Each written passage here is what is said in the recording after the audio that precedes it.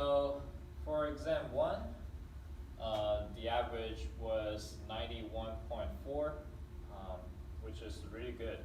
And everyone got either an A or B, so very good, very good. So if you have any questions about the exam, either your score or your missed questions, please feel free to talk to me. You can send me an email to make an appointment. We can either talk through Zoom or in person. Also, please bring your notes if you want to do that. Make sure you read about it, and if you still have questions, ask me, but don't just come up to me and be like, what's that definition? I will just tell you it's in the book. So, yep. Okay, so now we're starting part 2 of the course. It's going to be fresh start. Yes? After we submitted the exam, like now that everyone finished, was there supposed to be a way that we could see? So you can't go in to see? No. Ah, interesting. Okay, I might need to play with the settings. eCampus is not necessarily user-friendly. So. It's not our grade, we just couldn't like re-see the test. Gotcha. So, hold on.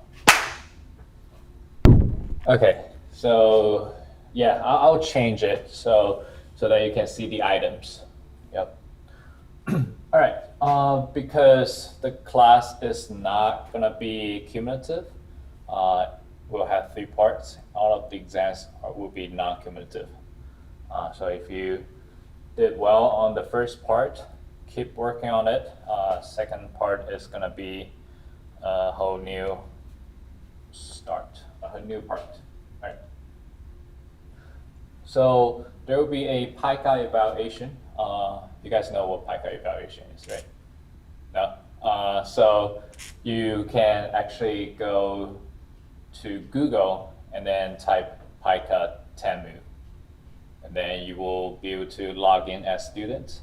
It's an internal evaluation for you to give feedback and rate the instructors, like the classes that you're taking. Did someone ask a question? Yep. Oop. What does that mean? I think you're talking about the exam. Oh, the exam? Okay. Cool. So for this PICA evaluation, it's an early semester evaluation. I do this every semester so that I know how the class feels about the class, and if there's any improvement that I can make, I would like to hear it. It's anonymous, so you can be honest. Just tell me how you feel, and then what I can improve as instructor or for the class. You can do this PICA evaluation, I think, let's see. It opens on September the 24th and it closes on October the 4th, 5 p.m. So if you do this, you will get a confirmation email, which is like this, and screenshot this, submit it to the eCampus week 6 folder, and you will get 1 extra credit to your total grades. You might not need it, but some incentive for you to do the evaluation. It's going to be very helpful for me. I know what's working and what's not, so that I can make improvements on my teaching in general. Okay. Any questions on the PICA evaluation? We good? All right. Okay, so I will finish grading the second assignment by tonight. Make sure you check the feedback and start data collection if I approved it. This is on the syllabus. We're supposed to have data analysis workshop at project day, and your assignment 3, which is your data spreadsheet, that's due. I don't know if you'll be able to collect all the data by October 5th. So this one, I will think about it. Maybe we can delay it. However, you will still need to have some kind of data for you to do data analysis workshop day. I will go over how are you going to use the software. You should be able to know because the prerequisite is that you took the stats class, but I'll still go over it very briefly. And if you have questions, I will be here to help. Okay, so today we're going to talk about chapter 5, which is perceiving others. And today we're going to talk about initial impression formation. So attribution.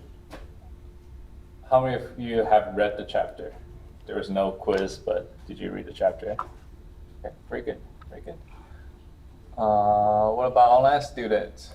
Did you guys read the chapter?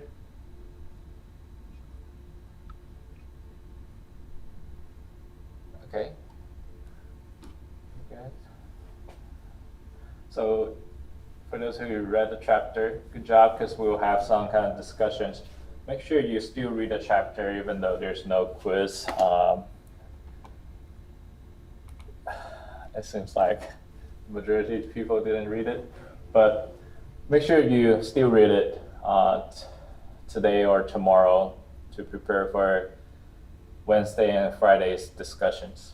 So attribution is the process of assigning causes to behaviors. And I'm going to give you some examples. So you know about the mass shooting in Las Vegas, right? Yep. So some people think it was due to mental illness of the shooter. Some people would think it's a lack of gun control. So those will be two different attributions to the same behavior. Does that make sense? Okay, very good. So sometimes we make an attribution about the person. Sometimes we will make an attribution about the situation. We can make both attributions, but one could be heavier than the other, right? So first impression. Our brains are designed to help us judge others very efficiently. Usually, a single glance, which only takes about 33 to 100 milliseconds, is sufficient for us to form a first impression. And that impression can include people's personality traits, what else? Their temperament, just a whole lot, even like whether they're successful or not. So question is, are first impressions important? Think it's important? Yep. All right, very good. All right, no feedback from online students. But are they accurate? Yeah, kind of. Like pretty accurate. Pretty accurate? Pretty accurate. Pretty accurate? Most of them. It only takes about 33 to 100 milliseconds, less than 1 second, and you think that's accurate? Or somewhat accurate? Well, just because the text so extensive. Oh, Yeah, the text. okay, so the text will tell you. What about if I asked you to think critically, would you believe it? Believe whatever the textbook tell you? You think the evidence is sufficient? Or you have some of your own doubts? You just think, oh, yeah. I think to an extent they're fairly accurate, but they're Mhm. not 100%. Okay, okay, very good. So, we have some feedback from online students. So yes, they're important, but often not accurate, because sometimes people are in a bad mood or having a rough day, which will change their behavior when you first meet them. Very good. So yeah, the textbooks, they tell you that it's fairly accurate, right? But when I first read it, I had my doubts, because how do you know that's accurate. Do you guys remember the self-fulfilling prophecy? When you first make like an impression of people, and then you kind of label them, and you will treat them the way that you see them, and then kind of reinforce your belief. So it's hard to tell whether they're accurate or you're having this self-fulfilling prophecy or confirmation bias. You're looking for those traits, and you think, oh, that fits my first impression of this person. You look for those behaviors. So yeah, I have my doubts, but experiments does show that there's a strong correlation. The first impression is kind of accurate, relatively accurate for something that takes less than a second. All right. Gabriel says it also depends because sometimes people put on a front when you meet them. Yeah. Yep. They have their persona sometimes. Very good. Okay, so now I want you to take a look at this short clip, and then I'm going to ask you some questions afterwards.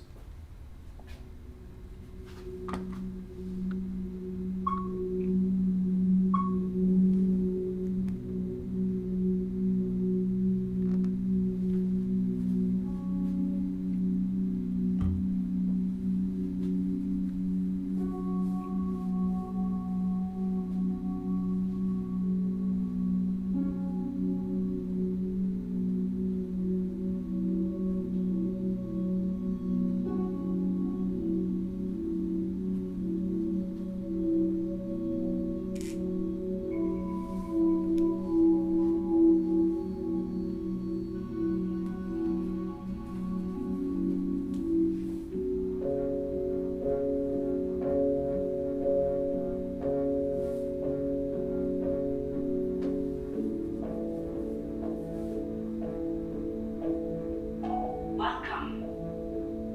Which one seems like he has more friends?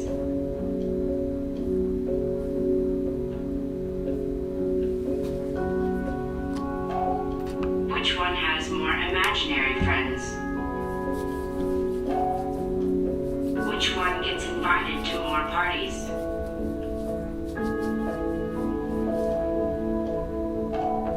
Which one gets invited to more bridge tournaments? Which one is the bad cop? Which of these bosses would give you a raise? Which one would fire you when you ask for a raise?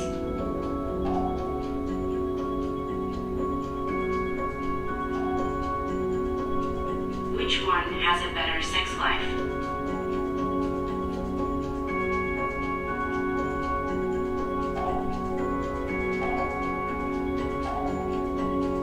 Which one never puts money into the employee gift pool? Which one really enjoys giving you a ticket?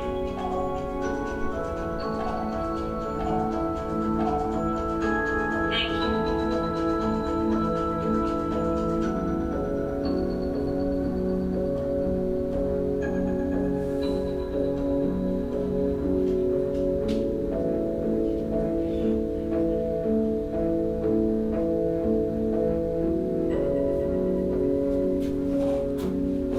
All right, so what's your thought about this experiment? Any thoughts?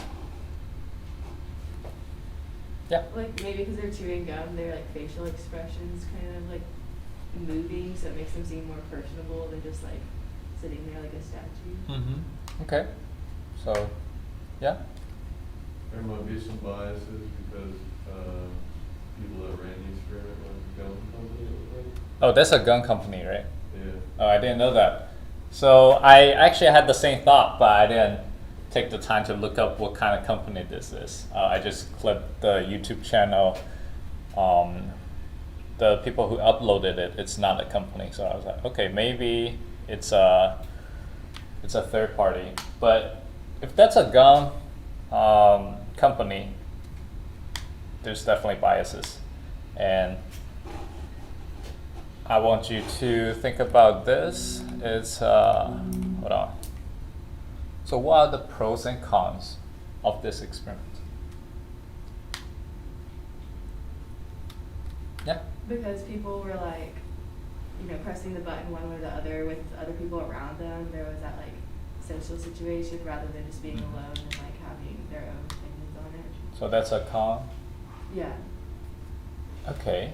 How would you think that other people might influence their decision when they're putting on a headphone so other people won't know what kind of questions is being asked? Well, like I imagine everyone that comes to the same chair gets the same thing. So like if their friend just took it and it's like, oh, what did you put, kind of thing. Yeah. Let's say you took it before me and then I couldn't hear what the questions are. And when I take it, it's kind of hard for me to remember what you pushed, right? So what do you think? Then I think that would be pretty easy. Pretty even? Okay, so I think that's no, I agree with you. We prefer to do experiments privately so that people can express their own thoughts. But I think they did a pretty good job using the headphone. But I agree with you. There could be some kind of social influences when there's a crowd. Yes? There was no option for both or none. Mm-hmm. So like one of the questions is which one is the bad cop? They couldn't. I saw that they hesitated a moment. Maybe that was just me seeing it, but they were like they didn't want to put that first impression on them.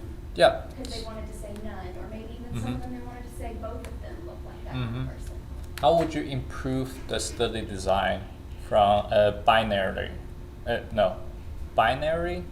Is that how you say it? I think so. Yeah, the binary choice. How would you improve that? I think I'd add 2 more buttons, one for both and one for none. Okay, so that's one way to improve it. Another way to improve this kind of situation is that we call this kind of options categorical. And if we make it continuous, it gives us a little bit more information. Oh, I see that, yeah. Right, which so- one is more likely to be the bad cop? Mm-hmm. And then how Or to- yeah. So ask each person, how likely do you think this person will be the bad cop? How likely is this person? And what else? Like, do you think this like from 1 to 5? How good is this person good at social with other people and the other one? I think that would be a little bit better. What else? What are the pros? We talked about some of the cons.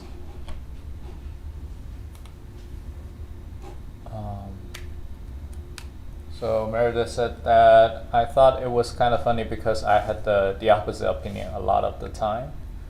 Yeah, same. Especially, Francis said, especially if they were in a position of authority. I felt like chewing gum was seen as disrespectful rather than a means to seem cooler. Only changing one variable, that's a pro. Very good. So they pick identical twins. So they're trying to make everything the same, but only changing one variable. So we know that's the cause, or very likely to be the cause, right? What else? Pros or cons? I don't know if you noticed that the person who's chewing the gum, no matter which one they are, they look like they're smiling. They look like they're, like the end of their mouth is tilting up. So that looks like a smile to me. I don't know if they were told intentionally to do that. I don't think when I chew gum, I'm like doing this. It's kind of weird to me, and that's why I had the thoughts. Maybe this is a company that has interest in making the ads. So It did seem like one was instructed to move while the other one was instructed to stay like very, very still. yeah, if you pay attention to their facial expression, It's hard to tell if it was And a lot of the times, the person who's sitting still, their facial expression looks sad. Hold on, let me see if I can pause it at the right time. Which one? Oh, wait, come on. Look at this person. And he just looks happier, right?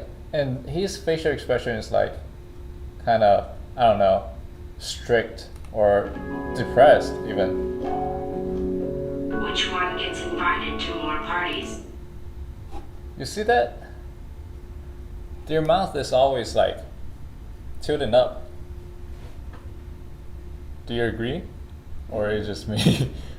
Okay, yeah, because that's one thing that I didn't like about it. See? Which one? I don't like it when it's so, when you can see.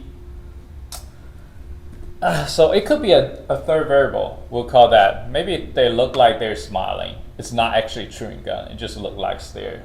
Do you remember the pen in the mouth paradigm I talked about?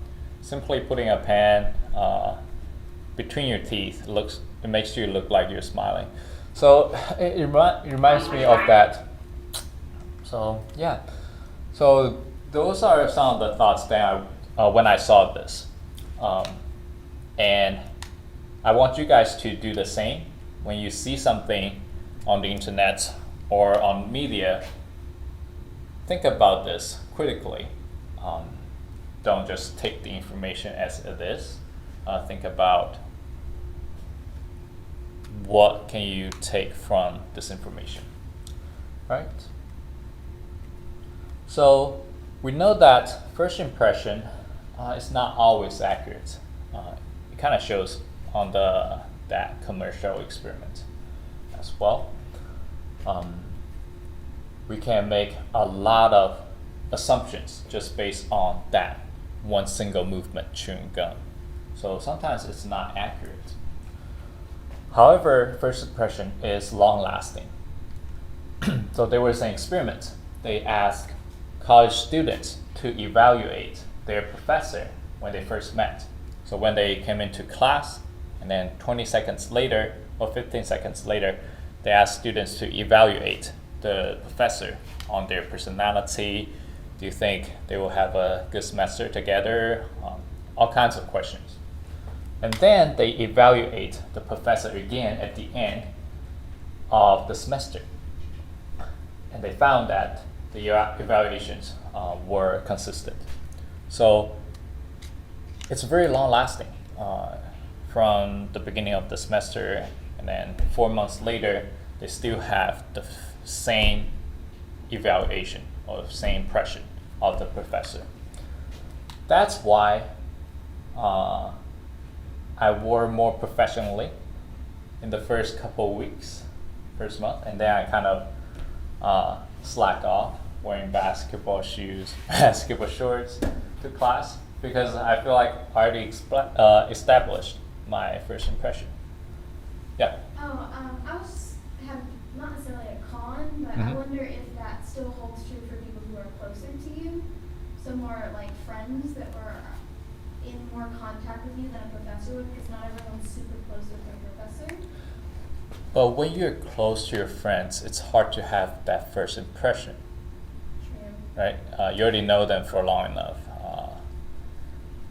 It'd be interesting to see though, from Yeah. a relationship standpoint. Yeah, but let me ask you this. Now I want you to think back your first impression with your best friend. Can you remember it?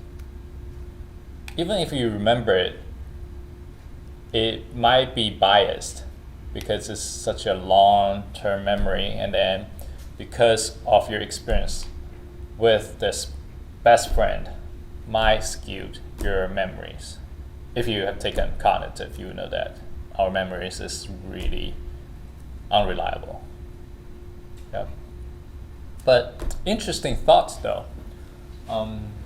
What do you guys think about this experiment?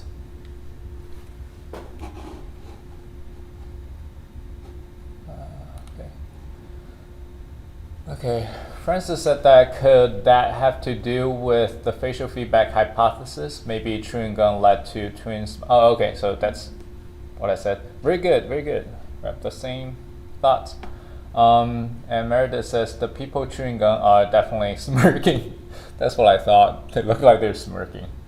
And then Madison says, was the professor ever aware the students' evaluation at all or no?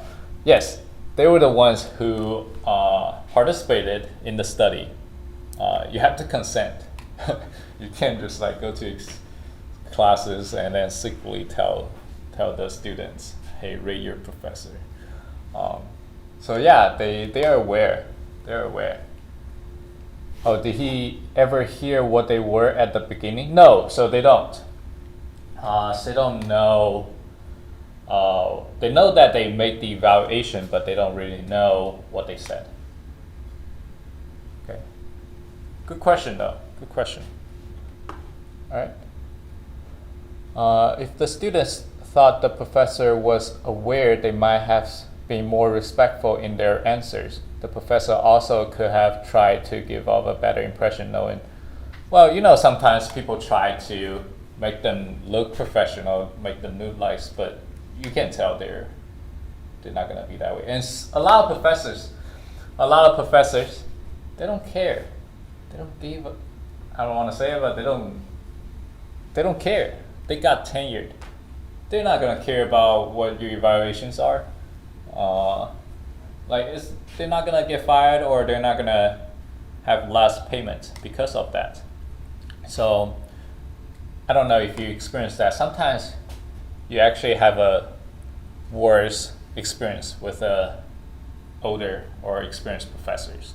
They might know the material, but they don't care. They don't care to give the time to teach it to the people. It's just their job. If they're passionate, yeah, they might spend the time to do it.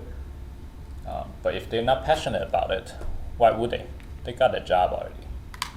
So professors, they don't really care. And also, students, you think they will be more respectful? No, you're wrong.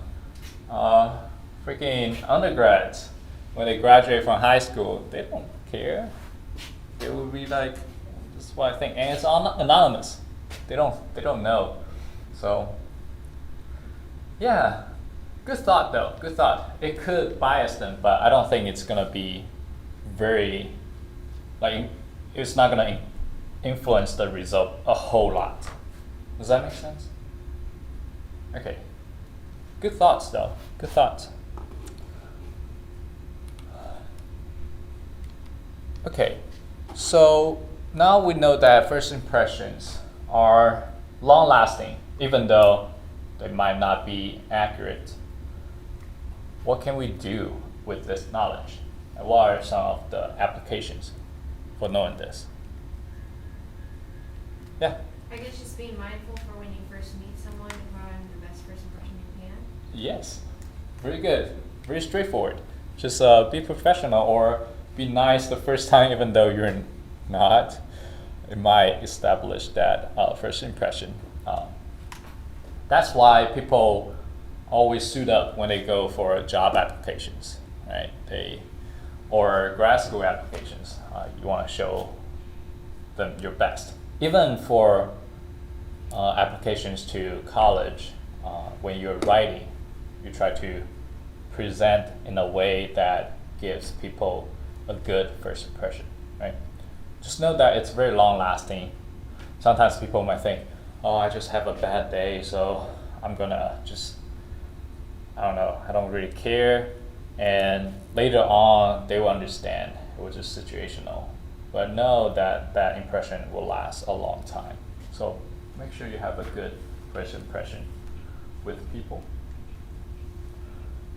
Okay, so when we make a decision, such as choosing a product or choosing a class, a professor, first impression, they are important. Sometimes you go online to look at whether this professor looks nice or look at the product, does it look good?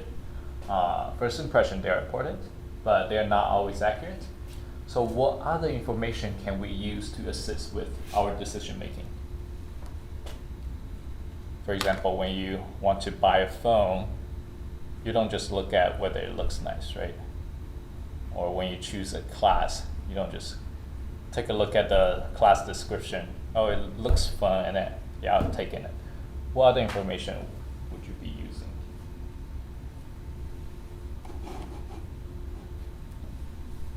Yeah? Usefulness. Usefulness. So in the case of like technology, you're looking for like functions that the phone has. So a smartphone versus a flip phone is going to have different functions. So how would you get that information from? Google. Google, like you will find people's review, or you're gonna find their specs? A little bit of both. I Both? suppose. You can use just whatever information's out there. Yeah, very good. Do you look at commercials, like advertisements? You know, Apple just had their thing to announce new products. Do you guys know that? No. Like they do this every year, right? Around this time, and then they announce their new products and tell people how great they are and list all the advantage of their products, their software. So ads, commercials can help. What else? I think some people were commenting. Oh, okay.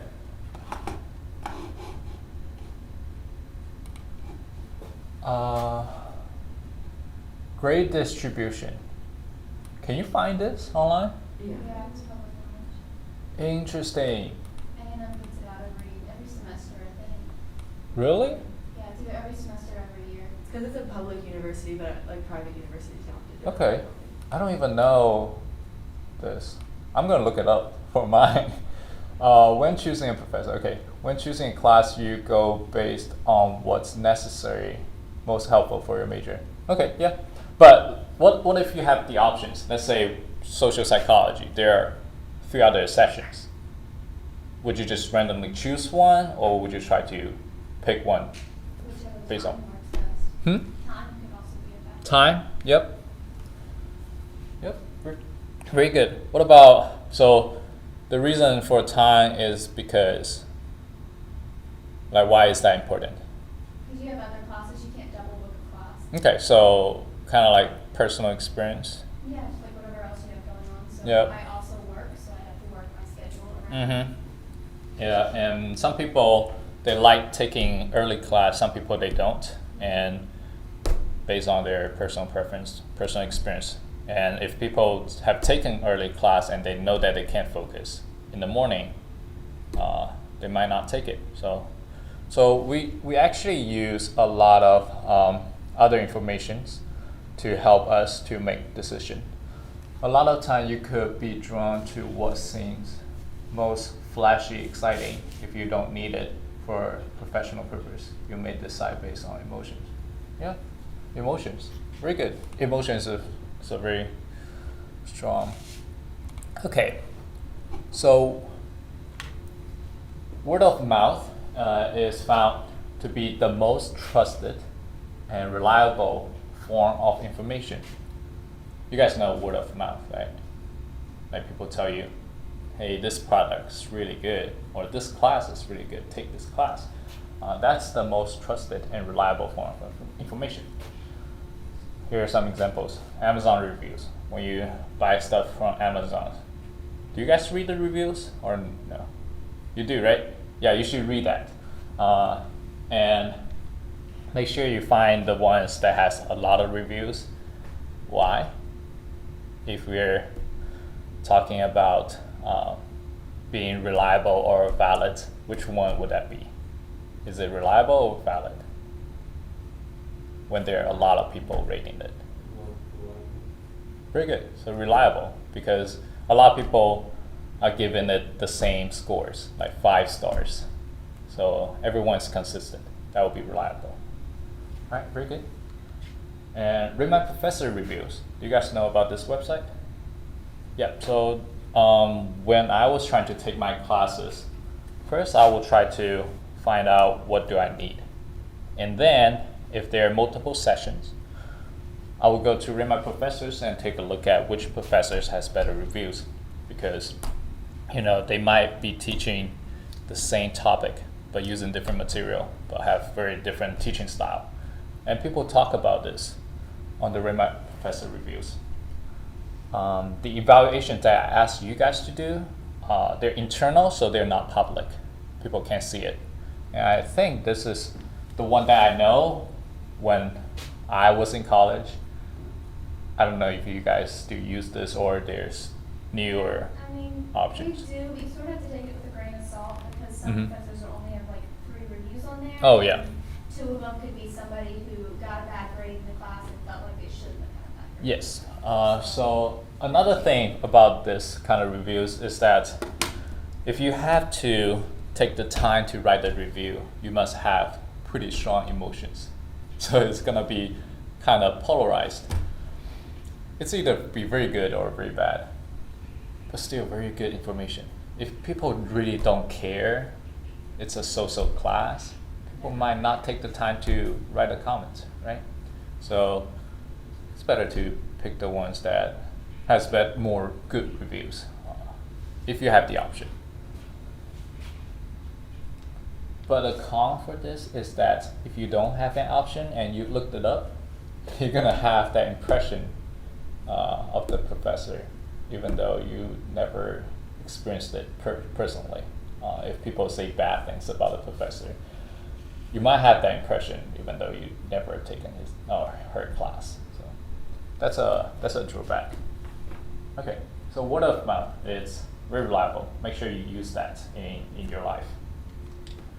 Any questions? We good? Okay. Okay, so now let's play a game real quickly. So I'm going to show you a list of words for 40 seconds. Spend 2 to 3 seconds on each word and try to remember it. And try to remember as many as you can. You ready? Okay.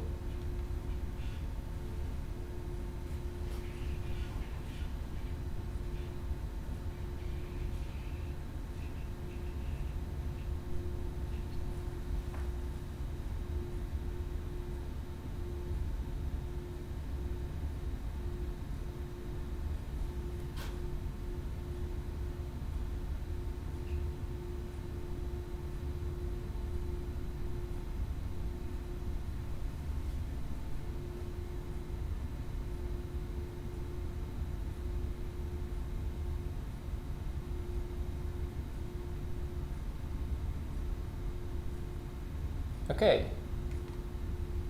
Now I want you to write down what you remember, or you can put it on your phone, your laptop, it's fine.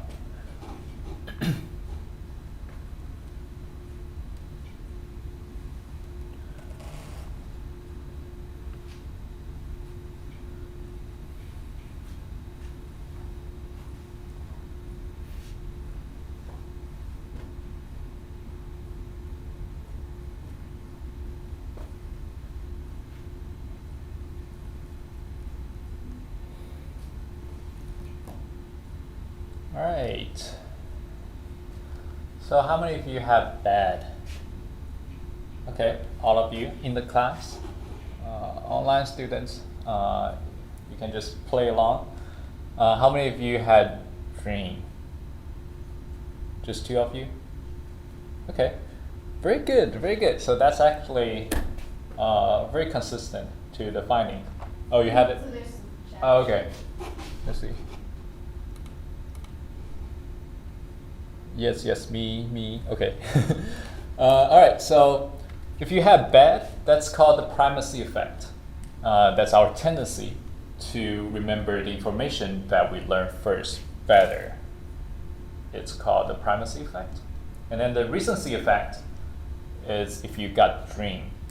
That's when information that comes later is given more weight. So the bad is, I think it was the first turn, and dream was the last turn. Okay, and recency effect is a little bit less common than primacy effect, but they do exist. Okay, how many people have sleep? You have sleep? Just 1? What about online students? Okay. Okay, good. That's enough. That's a lot of people have sleep. There was no sleep on the list.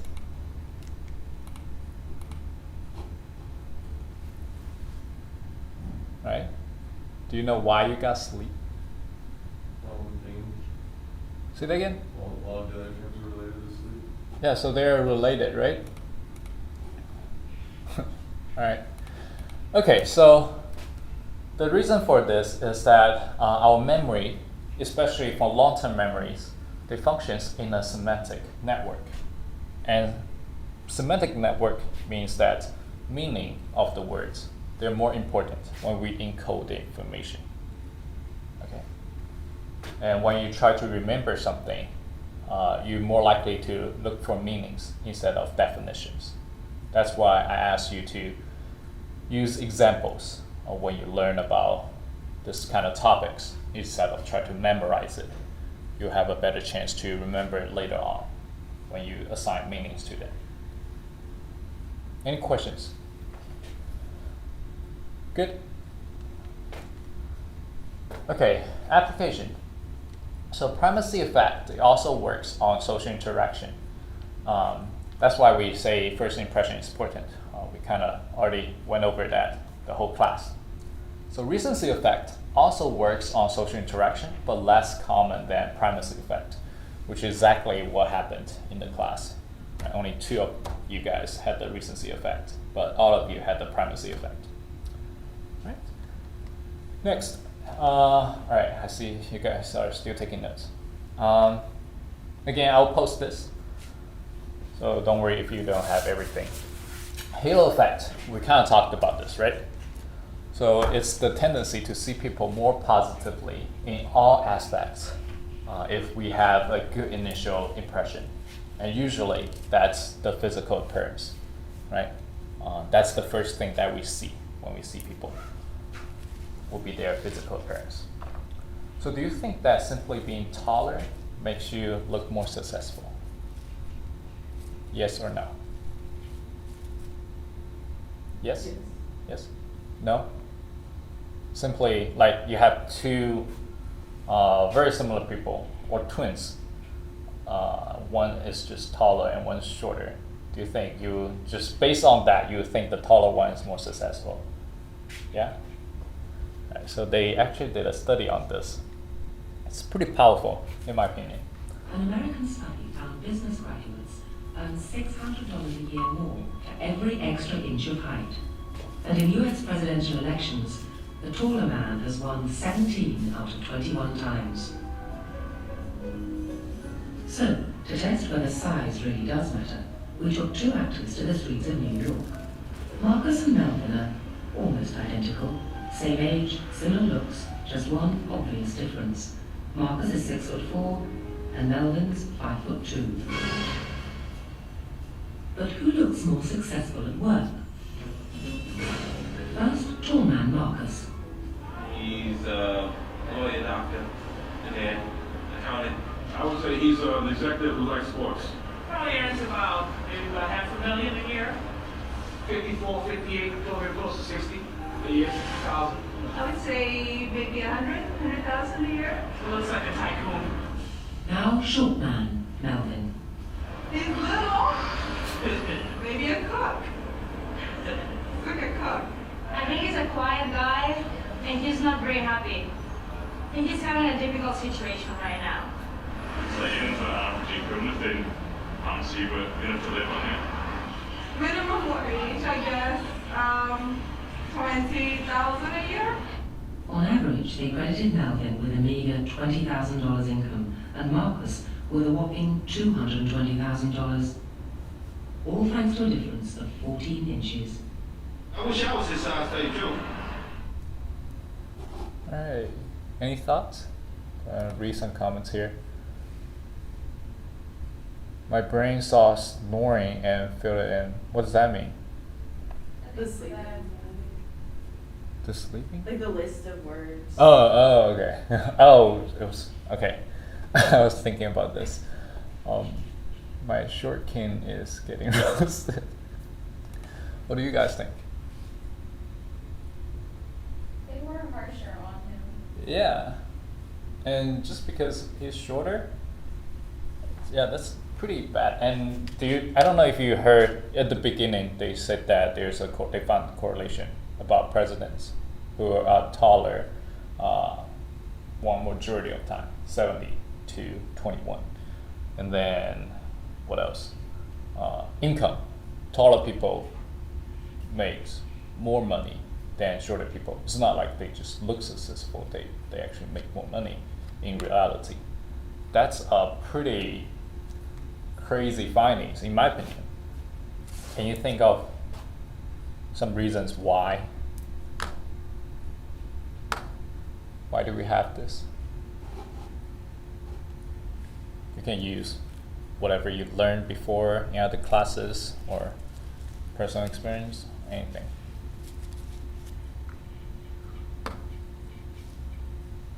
Are you guys surprised by this or no?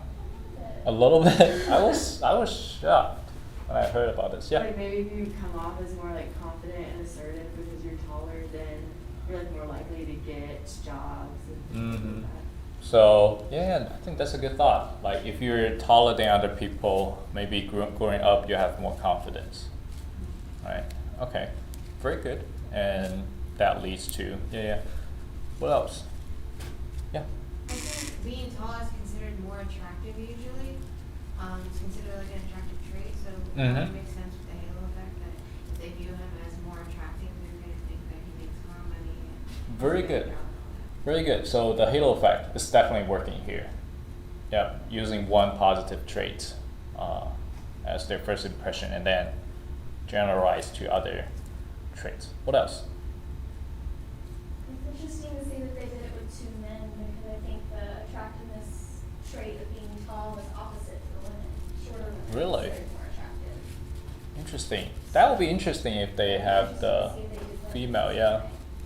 I think they should have that because this finding's been there for a while. Yeah. I would be surprised if they didn't do it with female. I might look it up. If I find something, I'll let you know. That's interesting. We don't have much time. I'm going to tell you some of my thoughts. One is that if you're taller, it might make sense, or it might be more likely you are born in a better family. Does that make sense? You have better food, and I know a lot of it's genetic, but environment also plays a big role. If you don't have enough nutrients when you're growing up, you'll be shorter. And then if we're using this as not evidence, but information, if you're better off in food, you probably are better off in educations, right? In opportunities, your family might be able to give you more opportunities than other people. So that's a con for correlational studies, is that we don't really know the cause, but we know there's a correlation here. So it's pretty interesting. All right. Okay. We don't have much time, but I'll go read through them real quickly. So taller men in the US is generally thought as more attractive, and when someone is more attractive, we think they are more successful. Also, part of the halo effect is the more attractive, the more we generally like them and assume they are well off. Yeah, I agree. All right, very good. So that's it, I think. Yeah, any questions? No questions? We good? All right, I'll see you guys on Wednesday.